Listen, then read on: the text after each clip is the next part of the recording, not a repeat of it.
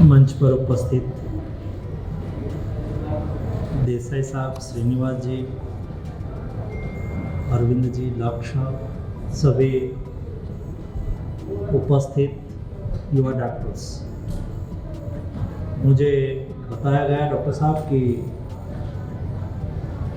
अभी साहब संख्या बहुत कम है, आप नहीं जाएंगे तो चल जाएंगे।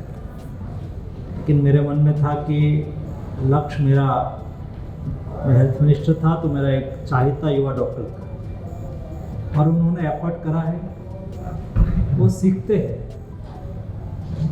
ऐसे ही लीडरशिप डेवलप होती है। जो बंदा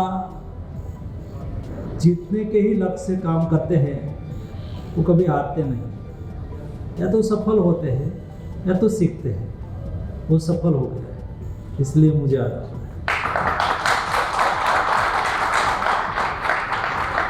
और जब मैं हेल्थ का कोई कार्यक्रम में जाता हूँ तो मुझे लगता है कि मैं वापस घर लौटा,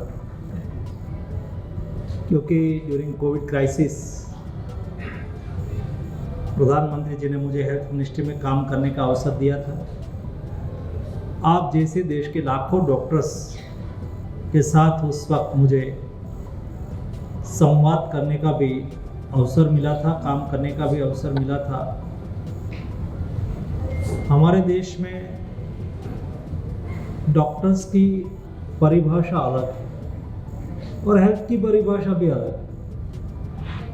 मैंने ड्यूरिंग कोविड क्राइसिस दुनिया से बहुत नज़दीक से काम करा है। दुनिया के लिए हेल्थ कैसे कॉमर्स होता है और हमारे देश के लिए हेल्थ कैसी सेवा है, और सेवा हमारा संस्कार ने ही हमको कोविड क्राइसिस के सामने लड़ने में सहयोग करा और हम सफल रहे। कोविड क्राइसिस के दरमियान आप जैसे कई डॉक्टर्स ने मेहनत करी, परिश्रम करा, सेवा करी, कई ने अपना प्राण भी गंवा दिया, लेकिन अपनी ड्यूटी नहीं छोड़ी। यही हमारा संस्कार है जो हमें सेवा करने के लिए प्रेरित करता है। लेकिन पोस्ट कोविड हमारी भूमिका थोड़ी सी बदली है। वर्तमान समय में डॉक्टर्स के द्वारा कई एफर्ट्स हम कर सकते हैं। आपके सामने देखने का नजरिया दुनिया का और देश का अलग है। आप एक ऐसे प्रोफेशन के साथ जुड़े हैं, जो व्यक्ति जन्म लेता है तब भी आपकी प्रेजेंस होती है और दुनिया से वो चला जाता है तब भी आपकी उपस्थिति होती है। दोनों के बीच में व्यक्ति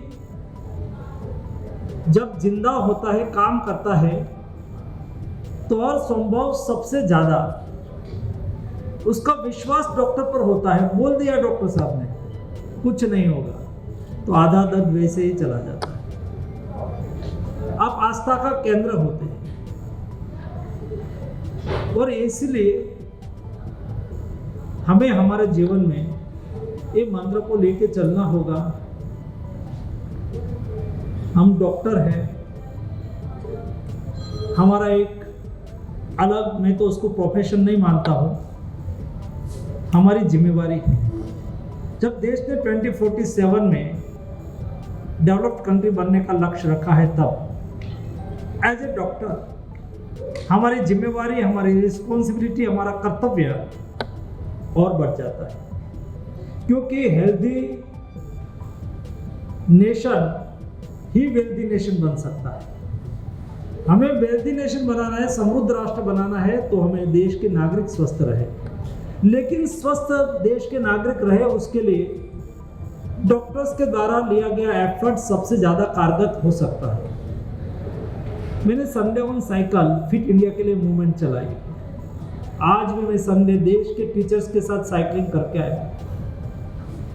ऐसी मूवमेंट के साथ हम जुड़ सकते हैं क्या? आपके यहाँ कोई पेशेंट आएंगे और आप कहेंगे कि आपको फिट रहने के लिए, आपका वेट लूज करने के लिए आपको साइकिलिंग करनी होगी वो करेगा। मैं कहूँगा तो करेंगे भी, नहीं भी करेंगे, लेकिन डॉक्टर ने कहा है तो सुबह में साइकिल लेके निकल जाएंगे। बेस्ट एक्सरसाइज है। फिट इंडिया के मंत्र को हम साकार कर सकते हैं। ओबेसिटी आज हमारे सामने बहुत बड़ी चैलेंज है। दोस्तों समय बदला है, समय के साथ इश्यू बदलता रहता है और इश्यू राइज होता है। हम डिजिटल हुए लेकिन फिजिकल की क्राइसिस होने लगी। हम स्क्रीन के सामने बैठ के काम करने लगे, मैदान छूट गया। जब हम स्कूल में पढ़ते थे तब स्कूल छूटती थी तो और कोई काम ही नहीं था, ट्रेडिशनल गेम्स खेलना वही काम था। आज मोबाइल आपके हाथ में है, तो बदलती स्थिति का सॉल्यूशन देंगे को हमारी जिम्मेवारी। दोस्तों देश के हेल्थ इश्यू को एड्रेस करने के लिए केवल हम ट्रीटमेंट करें, हमारे यहाँ कोई आएंगे उसको स्वस्थ कर देंगे, वो तो आप काम कर ही रहे हैं। मैं देश के डॉक्टर्स को एक नया संदेश देना चाहता हूँ, वो वेलनेस के लिए काम करें। और वेलनेस के लिए काम करने के लिए आपका 2 वर्ड्स उसके लिए बहुत हो जाता है। पेशेंट आया 2 सेंटेंस बोल दिया। जरूरी नहीं है कि सब लोग जिम में ही चले जाए, दैनिक क्रिया में भी। फॉर एग्जाम्पल कोई हमारे घर की महिला है, खाना स्वयं बनाएगी, बर्तन स्वयं साफ करेगी, समय हो तो कपड़ा धुलेगी। दोस्तों फिट इंडिया हो गया भाई।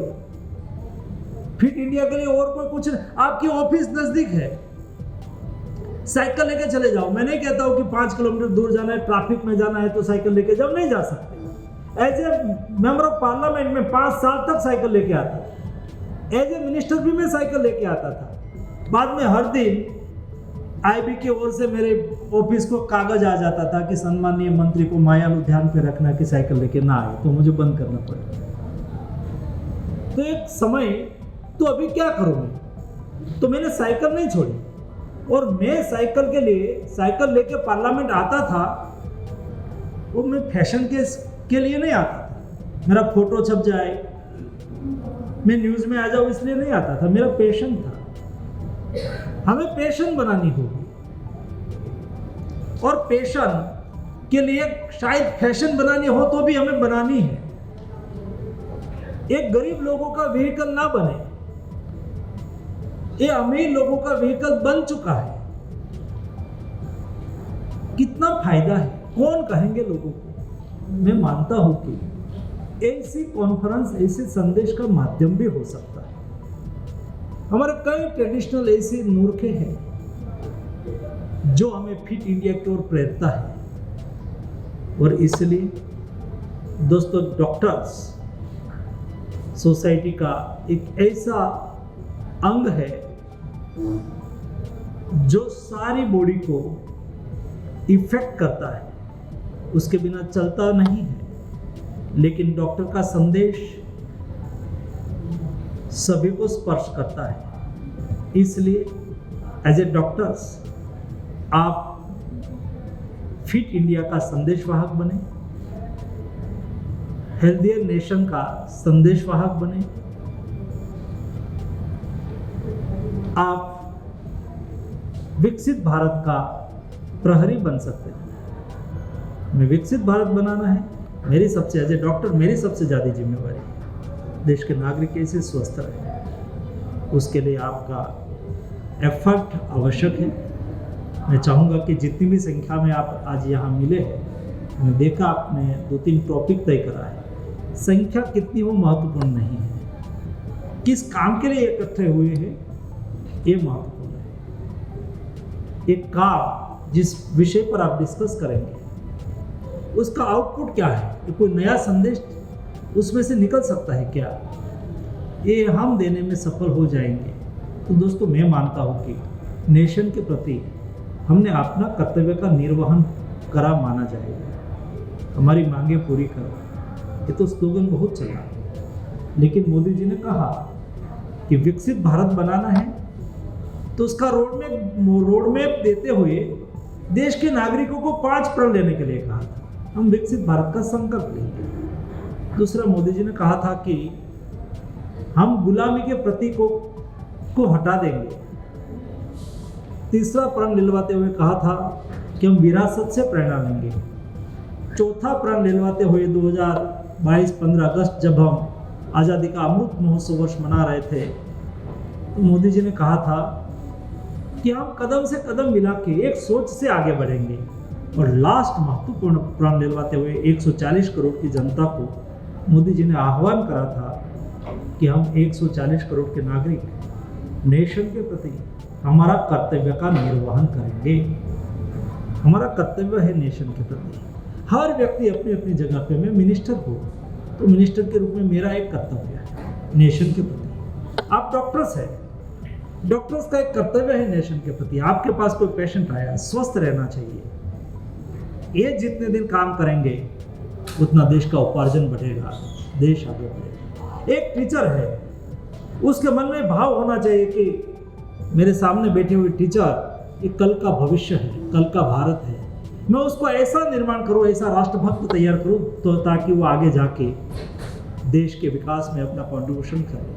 हर व्यक्ति जहाँ है वहाँ अपना कर्तव्य है। ये कर्तव्य नेशन फर्स्ट, देश पहले, ये भाव से हम निर्वहन करते रहेंगे तो मैं मानता हूँ कि देश 2047 में डेवलप्ड कंट्री बन के रहेगा। ये सामर्थ्य, ये क्षमता, ये टैलेंट हमारे देश में था और है, और उसको कंटिन्यूस निर्माण करते रहना ये हमारा कर्तव्य है। ये कर्तव्य का निर्वहन के भाग के रूप में आज आप यहाँ डिस्कशन और डिबेट करेंगे। उसमें से जो कुछ निकलेगा तो मेरे देश के नागरिकों को हेल्दी रखने के लिए अवश्य उपयोगी होगा। आप सबको मेरी ओर से हार्दिक शुभकामनाएं।